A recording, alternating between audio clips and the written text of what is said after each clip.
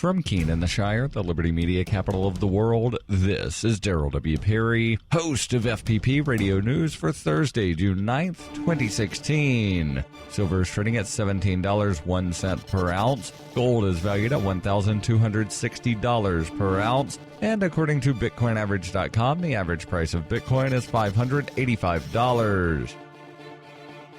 Antiwar.com reports former CIA agent Sabrina de Sousa's final appeal to the Portuguese Constitutional Court has failed, and her extradition process has begun to Italy as ordered by the court back in January. There has been no date set for the official transfer by Interpol to Italian authorities. De Sousa was a CIA operative posing as a diplomat in Italy in 2003 and was among the 22 CIA agents convicted in absentia in 2009 for her involvement in the kidnapping of Muslim cleric Abu Omar off the streets of Milan. The February 2003 kidnapping of Abu Omar was a major cause célèbre in Italy and among the highest profile extraordinary rendition cases. He was kidnapped and sent to Egypt as a terror suspect, where he was tortured in custody for years. In 2007, the Egyptian government ordered him released, saying his detention was unfounded. In 2013, de Sousa accused the U.S. of encouraging the Italian prosecution of lower-ranking agents like herself to shield higher-ups who had actually approved the operations. In October, she was detained at the Lisbon airport related to her conviction in Italian court.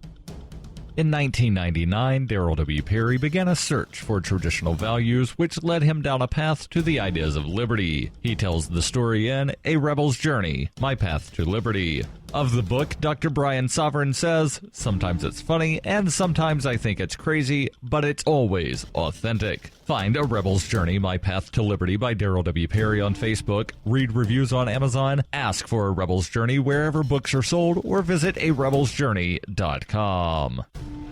UPI reports President Barack Obama will not formally endorse Democratic frontrunner Hillary Clinton to succeed him in the Oval Office until after he meets with Bernie Sanders on Thursday. Sources said earlier this week that Obama was eager to begin stumping for Clinton on the campaign trail, but on Wednesday, White House spokesman Josh Earnest said the president's support will not be made official until he can sit down with the former Secretary of State's only remaining rival for the nomination. Earnest said Obama deeply respects what Senator Sanders has accomplished and will speak with the candidate about his prospects at the White House on Thursday morning. Earnest said at this point the president believes Senator Sanders has more than earned the right to make his own decision about the direction of his campaign. Clinton has crossed the threshold for securing the Democratic Party's presidential nomination, solidified by big wins in several states on Tuesday, but Sanders has pledged to keep running his campaign until the party's convention in Philadelphia next month.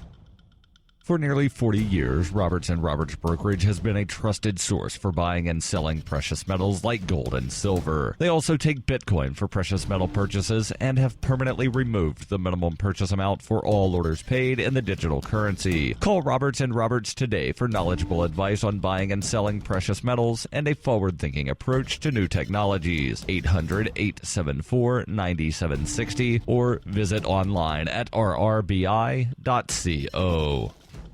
Reuters reports a federal judge in Alabama has issued a permanent injunction barring state officials from denying same-sex couples the right to marry in that state, according to court documents made public on Wednesday. The order, filed on Tuesday by U.S. District Judge Kelly Grenade, came in response to a 2014 lawsuit challenging Alabama's ban on same-sex marriage, finalizing a decision Grenade made in early 2015 that the state law was unconstitutional. The legality of same-sex marriage was at the center of a national debate until the U.S. Supreme Court ruled in June of last year that the U.S. Constitution provided same-sex couples the right to marry. Despite that order, Alabama officials continued to resist the change in law. Last month, Alabama Supreme Court Chief Justice Roy Moore was suspended for issuing an administrative order to state probate judges that they should not issue marriage licenses to same-sex couples. In March, the Alabama Supreme Court dismissed petitions by opponents of same-sex marriage asking to reinstate the ban on those unions, but refused to vacate or withdraw its own March 2015 ruling in favor of the same-sex marriage ban, made just months before the U.S. Supreme Court ruling. Susan Watson, executive director of the ACLU of Alabama, said, "This brings a finality by permanently prohibiting Alabama from enforcing its marriage laws which are discriminating against same-sex couples. Given Alabama's fierce resistance, this permanent relief was required to ensure marriage equality in the state." This has been FPP Radio News, online at fppradio.com.